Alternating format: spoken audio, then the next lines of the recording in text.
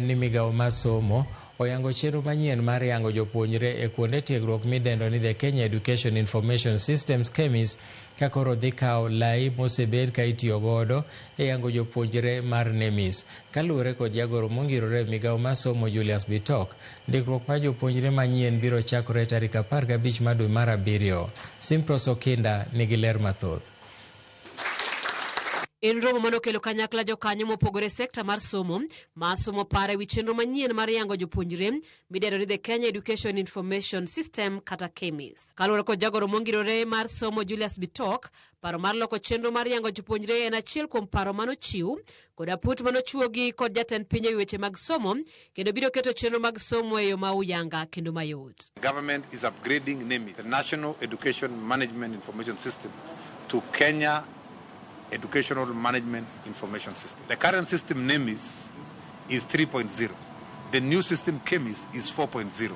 And we are really very excited to ensure that we are going to create portals for everybody, including the parents, including the partners, including the county directors of education, including everybody. Jakomar komiti od bura wi somo Julius Meli mabende nochopero mono oyango ni KEMIS ema dhi chiwo duoko ne chiedh nade duto mathoth ma osebedo e sekta mar somo. The universities, as we talk now, need money. Who are these students at the university? What's the cost of their programs? Why are we having problems, for example, on the number of students across the board? The solution is going to be KEMIS. How many teachers do we want in this country? And what is the teacher-student ratio? What are we going to do with the issue of how many laboratories do we need?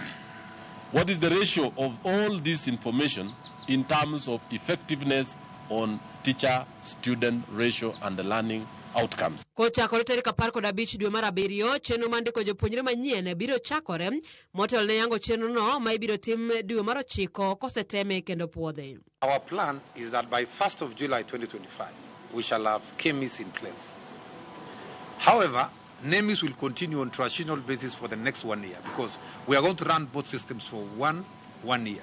So, but I'm happy to say that by 15th of July, we shall start enrolling learners afresh into KEMIS. Achiel kuom achiedh nade ma jopuonjre inyo bedo go e ndikruok e bwo chenro masani NEMIS en obok mag nyuol gima Bitok lero ni migawo no koro serieyo e bwo KEMIS. We have agreed that they are going to supply all the learners with a unique personal identifier called Maisha number.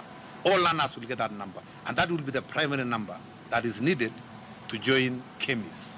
So, and they have assured us that it will be generated digitally, the number, the 9-digit number. And they have been doing it, but we now want to roll it all over the country. Bitoko jiwo ni chenro ni okoketne budget kalora ni biro time e kin migepe mag sirkal. It is going to be a government-to-government arrangement. We are working very closely with the CONSA, who are our technology providers on this particular project. And we are going to work with them the journey and ensure that they provide a solution. Our primary data center for KEMIS will be CONSA Technopolis, which already has a very big data center. Chenro manyien ni mar KEMIS kao kar chenro masani mar NEMIS manochake higa mar 2017 kigeno ni KEMIS biro dino fuok duto mosebedo e bwo NEMIS. Simpros Okinda, Ramogi TV.